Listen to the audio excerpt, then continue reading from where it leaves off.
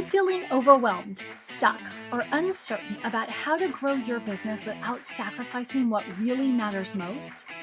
Welcome to The Business You Really Want, the show for women ready to build a sustainable, fully aligned business. Aligned with what, you ask? You, your values, your life. Seriously, it is possible. I'm Tonya Kubo, and along with business advisor extraordinaire Gwen Bortner, we're here to show you how.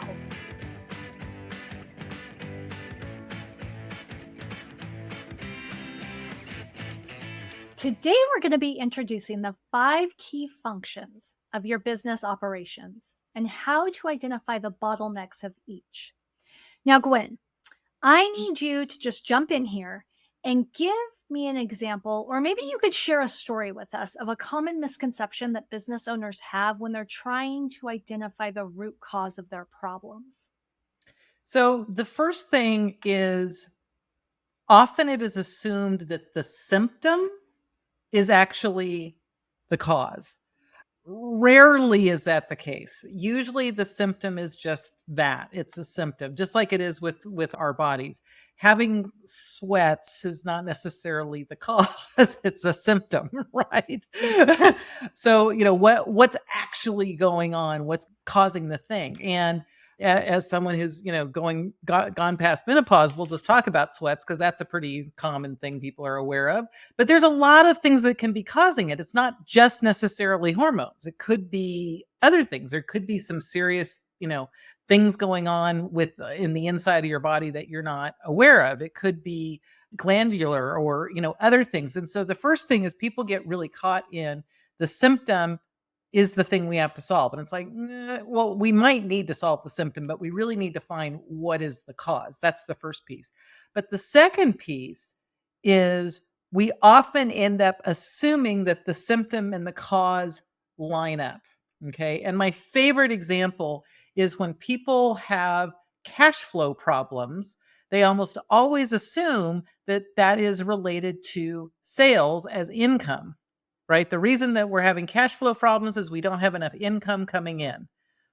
That could be true. That's absolutely possible. But not necessarily. There could be all sorts of other places that you're actually leaking cash that really has nothing to do with the finance per se. It could be on a completely different element. You could be, losing money on your technology, which no one would necessarily say that's a cash flow problem and, logically just jump there. But that could absolutely be where the cash flow problem is. It could be a human resources issue. It could be, any of a number of things where it's not really finance in its typical space, but in fact is in a different space altogether. So for me, that's really the two key things. Symptom is rarely also the cause, and the cause may be lined up with the symptom, but it may not be. Okay. So I think based on all of that, at some point we're going to need to land with helping viewers understand how to figure that piece out, right? Because that feels big to me. It is or big. Am I not getting it? No, it is big, and this is making it sound like I'm somehow super amazing and no one else can do this, but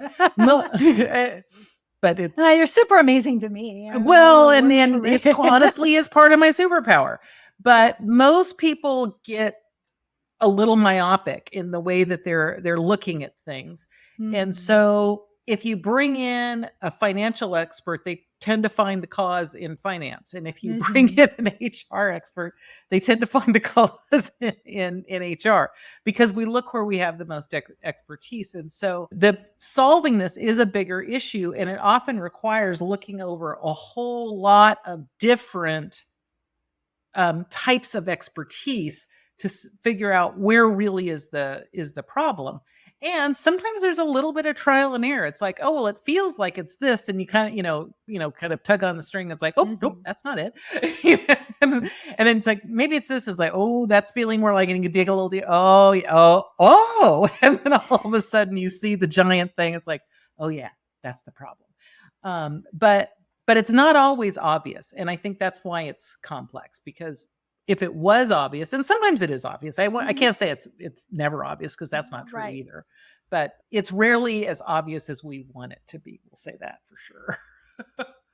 Okay. Well, let me start by saying this. I feel like this is a conversation that I would say people can have, anybody could have a lot of these conversations with you that we're going to have here on the show. But this is a specific conversation where I feel like is a really good conversation for you and me to have with each other, because I'm the person with this like extensive background in marketing, Right. which means I've also have this extensive background in people hiring me to solve problems that actually aren't marketing problems.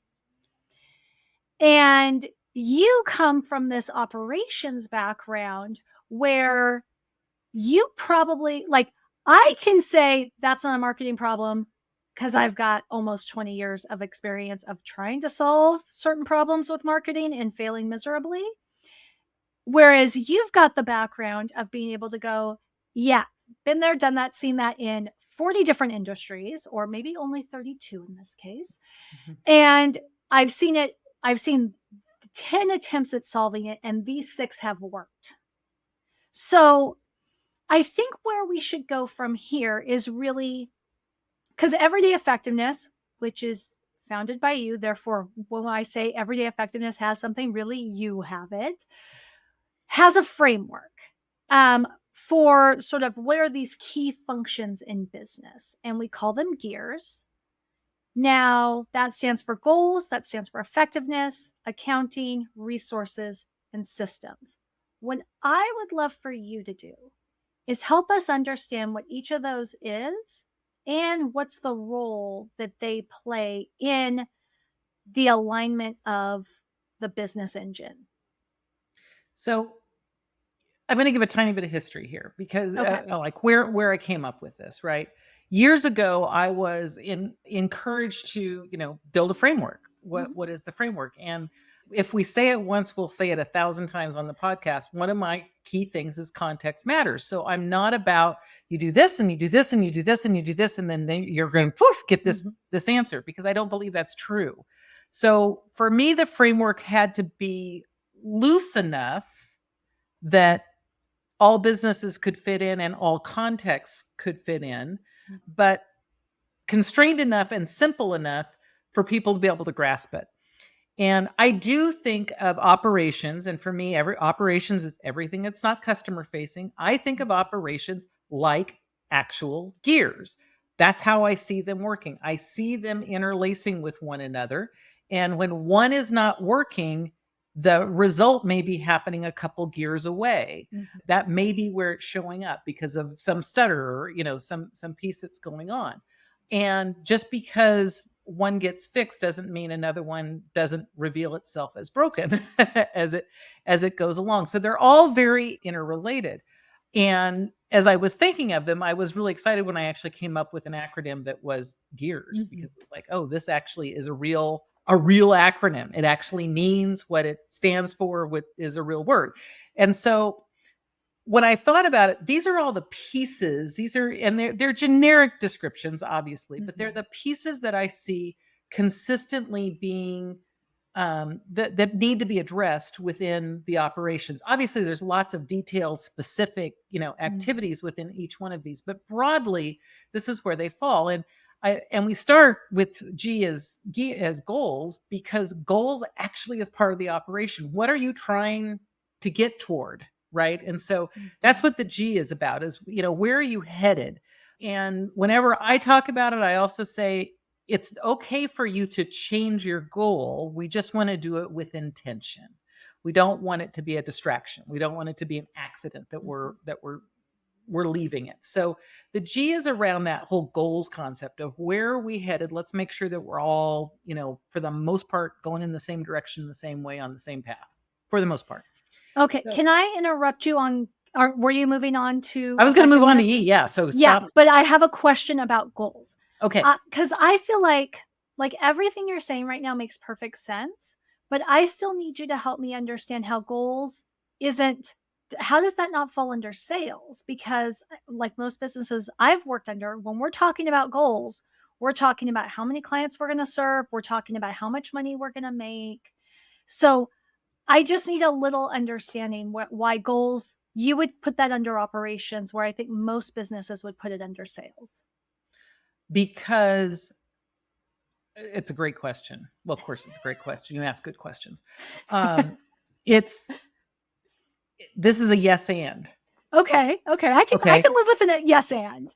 So it often is a sales goal, but a lot of the things that drive achieving the goal are not just sales. Okay. So let me just use a simple income goal. Someone has an income goal. I don't care what it is. It could be $10,000. It can be $10 million and anything in between. So there's an income goal. And so, yeah, sales is definitely a part of it. But if you can't fulfill it, if you can't maintain it, if you can't do all of things behind the scenes in delivering it, then you also haven't achieved it. Right. And so, got it. So for me, goals, even if they have a specific target in a specific, I'll call it department, it doesn't mean that they don't affect all the rest of the business. Okay. All right. We're going to have to unpack that in an individual episode. But for now, I'll let you move on to the E. Okay. So E is my broad term for effectiveness. And generally for effectiveness, I'm really talking about your leadership. Now, the thing is, people will say, oh, well, but I don't have a team. I'm a solopreneur. I don't lead anybody. Well, no, you lead the most important person, which is yourself. Yes, exactly. And so if you're not being an effective leader of others, and definitely not an effective leader of yourself, all the rest of it's going to fall apart. Right. Okay. And most of that leadership really is the behind the scenes stuff. A lot of it is about communication. It's about prioritizing. It's, there's some time management kinds of things in there. All of that is really about being effective. And notice I didn't say productive, because productive, is often about, am I busy doing things? Right. Most of us are really good about being busy. That's usually not an issue. But being effective, are we really doing the right things that are going to move the needle in the way that we need it to move, which changes over time. Back to, there's not a one fixed answer. This is an ongoing, we're going to make adjustments along the way, depending on where we're headed. So that for me is what effectiveness is about. Questions, or can I go on? You can go on. Okay. So A is for accounting. Now, obviously, finance, money is an important part in any business, whether you like numbers or not, whether you like looking at your P&L or not, whether you know what a balance sheet is or not. Even if you don't feel like numbers are your friend, they still matter in the business. And so that's one of the reasons that, to me, it's a really important part of the operations. The numbers matter. It's where we get data. And it really is fundamentally the scorecard of whether you're succeeding or failing. Whether you like it or not. I'm not saying that you have to make $1 zillion. That's not the point. But if you're losing money consistently, then you're not really doing a business. It's becomes, the tax people tell you it is now officially a hobby and you don't get to count it. So, there are issues there around the money. And so the accounting piece is really important. And part of the thing that we care about is, are you paying at least enough attention? A lot of smaller business owners, I would say, don't pay enough attention, because it's like, oh no, it's fine. It's fine. It's fine. It's like, yeah, but a few little things actually all of a sudden make it not fine. And if you're not paying attention, it's easy for it to become not fine pretty fast. Right. Well, it's like, it's fun to make money. I like making money.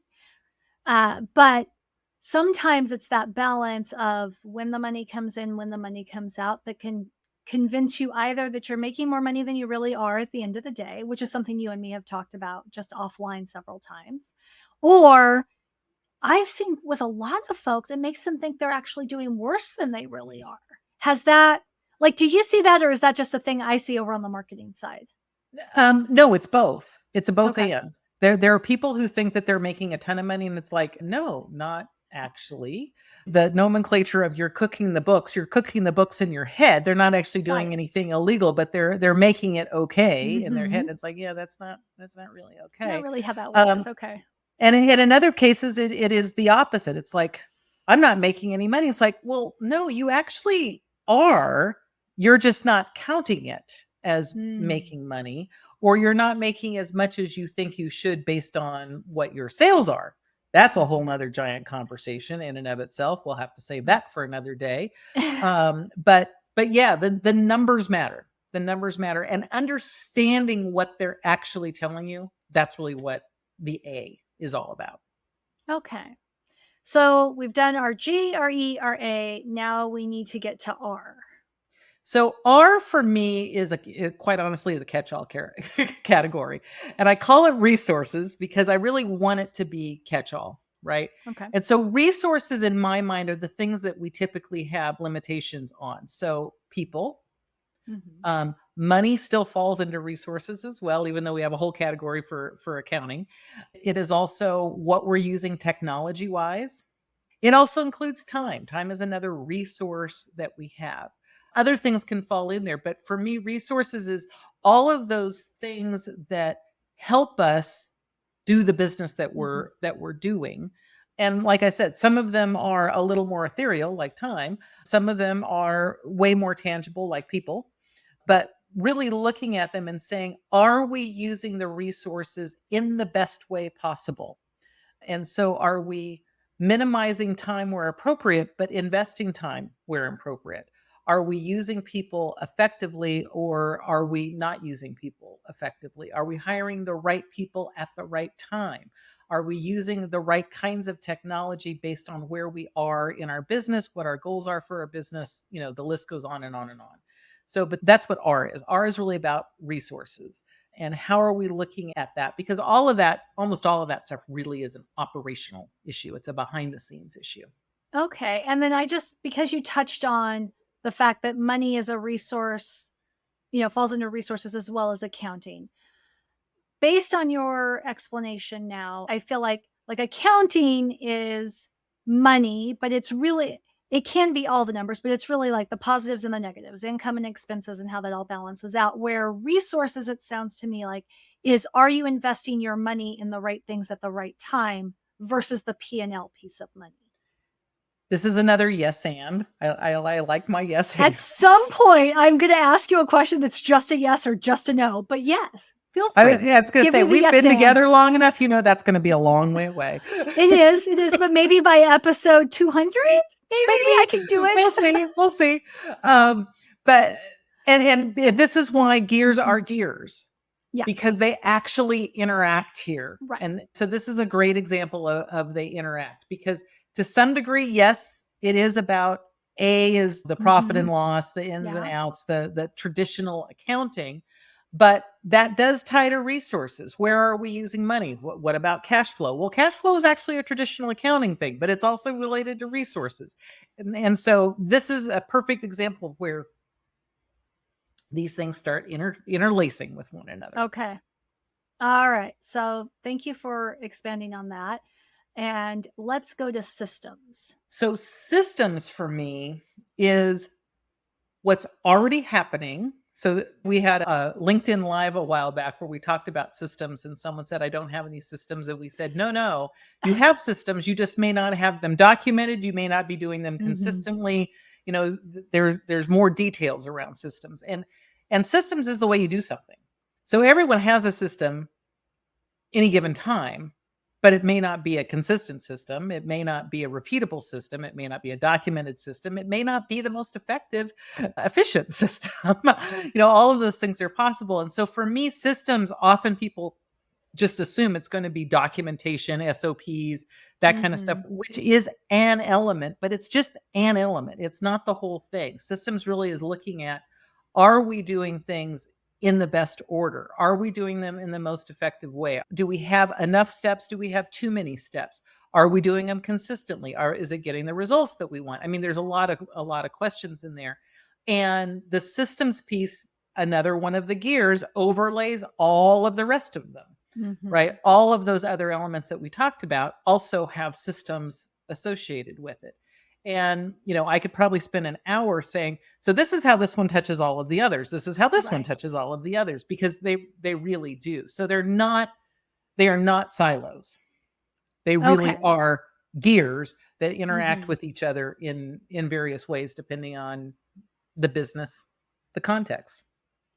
Right. And so now what I feel, because this makes sense to me, but of course I have way more familiarity with all of this than anybody who is watching or listening right now, unless they've been a client of yours since before I joined the organization. So I'd like to move on from here, and I'd really like to dig into this alignment piece that you keep talking about, right? Because you talk about how you can't align. Maybe you've never said can't, right? But you've very frequently talk about how you don't focus on getting them all in alignment at the same time. That you're usually looking, back to what you said earlier about the root cause and the bottleneck, right? You're looking for like, okay, what's really clogging up the works? And then based on what we see clogging up the works, figuring out what gear that falls under, then focusing on that.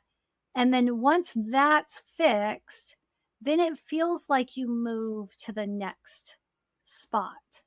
Tell me more. Like, I have so many questions about that, but why don't I just let you pick up based on what I just said and then leave me some space to ask some more questions. So, the first thing is there is sometimes an assumption that we're giving 20% effort to each of the 5 things, right? We divide it equally. Not true. Because that's just not the way it works. Some things need more attention than others at different points in time. So although they all need to have some amount of attention, because it's the nature of the whole operations, the problem area usually needs more attention, and that problem area can move around, just like you said. It's not necessarily in one spot. With our clients, we really try to encourage people to focus on one area for a quarter, because usually it takes about 90 days to get things figured out. So it's actually just kind of a good timing thing. It's not that is the right answer, because it's not. It just tends to be right. Now, sometimes they'll focus on the same one for multiple quarters because there's a lot going on there. That's okay too. But as you get one starting to run smoothly, it just like gears, all of a sudden it's like, oh, but now there's a problem over here, which wasn't really evident before. Right. Because this was the bigger issue that was going on. And so it moves around. And it's one of the reasons that I pretty much refuse to tell people. They'll say, well, so how are we going to work? How is this going to work? What are we going to work on first? And it's like, I need to get a little base information so I know what like the first 2 or 3 steps are, because we're just going to get some base information. But once we're there, I can't tell you what step 4 is, because I have no idea until we get that base information. And I definitely can't tell you what 5, 6, or 7 is, because based on what happens with step 4, what I thought might be 5 could turn out to be 7. And what I thought was 9 could turn out to be 5. I mean, because it moves around and it reveals itself as it goes, because operations are dynamic. And to a large degree, there's always some little shifting, changing going on. I'm going to stop there so you can ask a question. Well, because thank you for giving me some space so I don't have to interrupt you, because I feel like I'm going to be talking over you for this entire show, however long it lasts. I will just be talking over you left and right. But what you were just saying, first of all, that I want to draw attention to is that in your experience, it oftentimes takes 3 full months to actually identify your root cause. Like, you can come in knowing the bottleneck, because the bottleneck's the acute pain. And sometimes what you think is the bottleneck isn't the bottleneck. We've all been there. But figuring out what's actually driving the bottleneck can take 3 months. And I think that's important to talk about, and I'm sure we'll talk about it in other episodes, but I'd like for you to expand on that a little bit, because I think we are all surrounded, maybe not you, but I know I am surrounded by messaging that tells me that whatever's holding me back can be solved in a 90-minute workshop, in a weekend seminar, in a 5-day retreat if I go to Ibiza, wherever, right? I'm always sold these quick solutions to my bottleneck. And what you just said makes me feel like maybe there's not going to be a quick solution to a bottleneck, and maybe that's more normal than what I see in the space. And by the space, I mean coaching, consulting. Right. It's another both and. You're going to hear that a lot from me, because I'm going to start just rolling my eyes, and we're all going to just laugh, because at some point I won't even know I'm rolling my eyes. Yeah, that's okay. Fine. Yeah, that's yes, good. and got it. Yes, and. Okay. Because I do believe there's lots of right answers. So in some cases, that quick solution might actually be the solution. My experience says that's a 5, 10, 15% solution at best. For, 85 to 95% of the people, the quick solution probably is not going to be the answer. It may solve an immediate acute pain, but it's just going to reveal other new acute pain. Right? So it's not really the solution. It's the Band-Aid, right? It's just the Band-Aid. And it's like, oh, well, there's the Band-Aid. Oh, but now I need another Band-Aid. And it's like, yep, you're going to keep needing Band-Aids if we don't actually, solve the problem. And so rarely is a quick solution a root cause solution. Like I said, it's not that it can't be, because it can. It absolutely can. Can you think of an example when it was? Yeah. Okay. So let's go back to the cash flow example. I like money examples because, because they work. Because they work, and most people can identify with money. So we talked about the cash flow solution. A lot of times people say, oh, you need to increase your sales. Well, if you're not actually selling anything, your cash flow problem could be increasing your sales. It really could. That's true. Or if you've never sold anything, right? Right.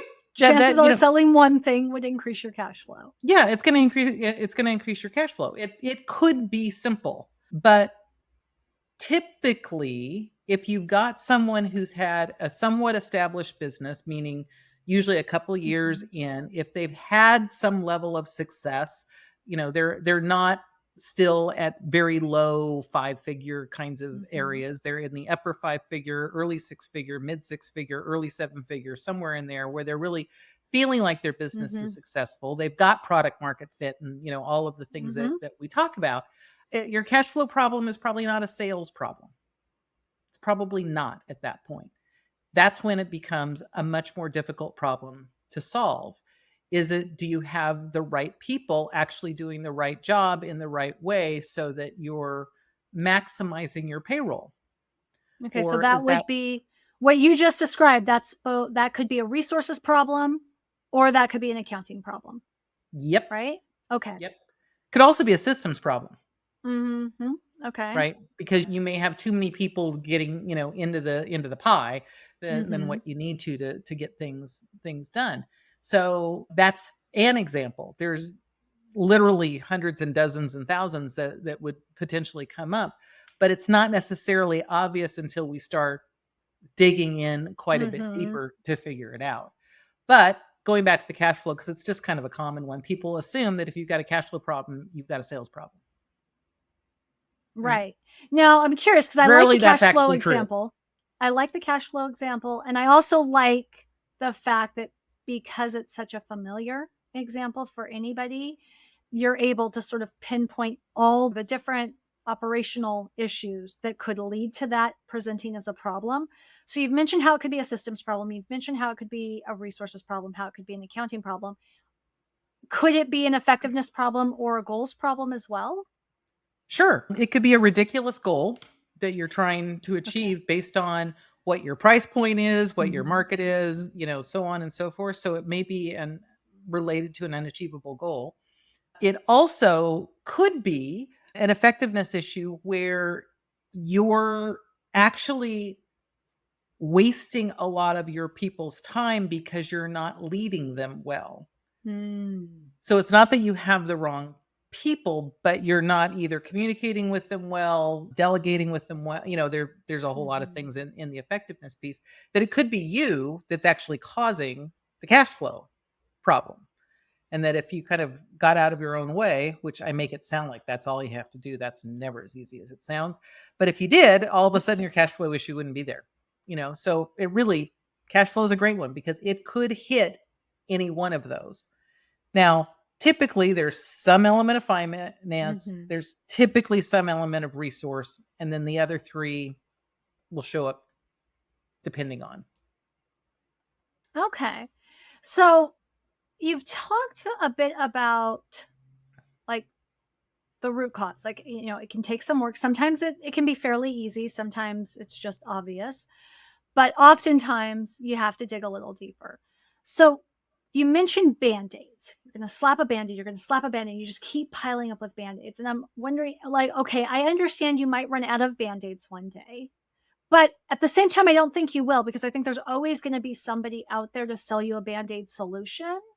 Oh, yeah. So for sure. I'm wondering, outside of just running out of Band-Aids, what happens? Like, what is the outcome of continuing to slap a bandage on the surface and not actually dig deeper? Like, walk me through, not necessarily worst case scenario, but kick the can down the road for me and tell me what I can expect to happen.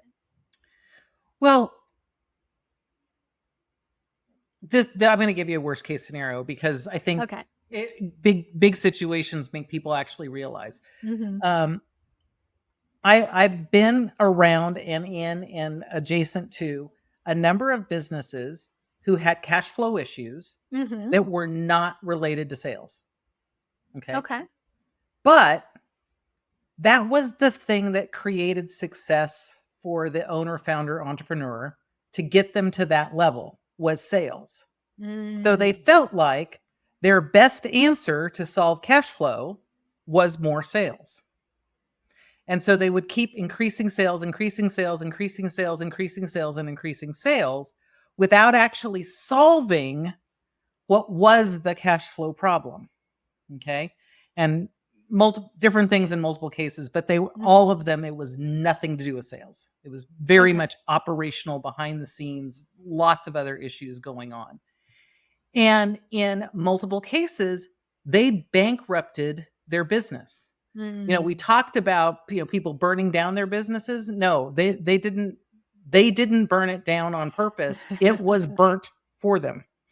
And unfortunately, in a number of these cases, people, I know people lost family homes. These were not just like, oh, yeah, I just bankrupted and I went ahead and did the other thing. We hear very rich people bankrupting and then like just coming back out on top. Yeah. No, this was not the way this went. Okay. This was like the average Joe, you and me, bankrupting our lives and having to start back at zero. And none of these people were 20. They were late enough in life. This was not a time that you wanted to be starting from scratch. They were in their 50s and their 60s and their 70s. You don't want to be starting from scratch at that point in your life. If you have to kind of go back to square one at, 28 or 32, you've got a lot of runway still in front of you. But that is not the answer. And I think what you're really saying is, later in life, let's just say 50, when you're bankrupting, oftentimes that means you have had to deplete any retirement savings you've had. You've probably emptied the kids' college fund, if you have kids and if they have college funds. In my case, it's could likely be a criminal defense fund. We can go either way in my life, but you've tapped out everything. And at 50, you don't have a lot of time to build that back. Exactly. So I think that's why you're really calling that a worst case scenario. It's not necessarily the worst thing that could ever happen to have a business no. There's so many more worse things that can happen in life. But it's a drastic scenario. And like I said, the sales was never the issues. The sales were continuing to go up. Right. If you were just looking at income as an indicator, the number just kept going up and to the right, the way that everyone says you want it to go. But they weren't doing the things operationally that needed to be done to actually fix the cash flow problem. And so every time they put more water in the bucket, what they were doing is they were making the hole at the bottom bigger. And so it just, at some point, the bucket had no bottom. Right. And then it's not a bucket anymore. It's a tube. It's not a bucket anymore. No, and it doesn't work. Okay, Gwen. So we're going to stop here for today. And I think what we need to do is we need to come back and we need to address each of these areas individually. Yep, because there's a lot we can go into. Obviously, I mean, just based on the length of this episode, there's a lot. And we can't just keep, I also don't think it's fair to anybody watching to paint it with such a broad brush. Like, we need to be able to drill into some more specific examples. But yeah, I just want to kind of address or tie a bow. That's the word I'm trying to use. I'm going to be mixing my metaphors left and right, but I'm going to tie a bow. So what we've talked about today are, the 5 key functions of business operations, which are goals, effectiveness, accounting, resources, and systems. And you will often hear us talk about these as gears because we look at operations as the engine that runs your business, and gears make up an engine, and it's just easy for us all to remember. As we were going through these today, I think Gwen, you gave us some really easy ways to think about each of the areas. Goals is what you're trying to do. Effectiveness is your ability as a leader to get the organization, even if it's an organization of one, to do the thing, to achieve the goals that you've set out to do. Accounting is the numbers. It's the P&L and all the little numbers that we don't like to think about, don't like to look at, but hey, they matter whether we like them or not. Resources are all those limited aspects of our business, whether they're people, their time, their money. If you're a solopreneur, I'm going to throw in energy. Energy is a finite resource, not easy to quantify, just like time can be a little harder to quantify, but it does count. And then we've got systems, which is really behavior, as you've described it. It is. It's what you do and to get the job done, whether you wrote it down or not. So if you don't have SOPs, fine. Maybe you don't have systems, but you probably do because there's something that you do consistently to get the job done.